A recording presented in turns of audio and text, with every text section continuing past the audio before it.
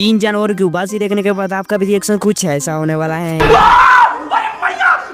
Like and subscribe कर लो, देखते हैं। फर्स्ट ये है बाबून मंकी, जिसकी उबासी भाई कतई हार्ड लेवल की होती है, जैसे कि आप स्क्रीन पर देख सकते हैं। नेक्स्ट ये है ग्रीन स्नैक, जो कि भाई देखने में तो बहुत क्यूट लगते हैं, बट उबासी के वक्त तो पूछो माँ, ये क्यूटनेस पता नहीं कहाँ चला जाता है। नेक्स्ट ये है हिप्पोपोटामस, जो कि भाई देखने में तो डेंजर लगते हैं, बट उबासी के वक्त नेक्स्ट लेवल के डेंजर बन जाते हैं। आपको सबसे खतरनाक उबासी किस जानवर की लगी, कॉमेंट में जरूर बताएं।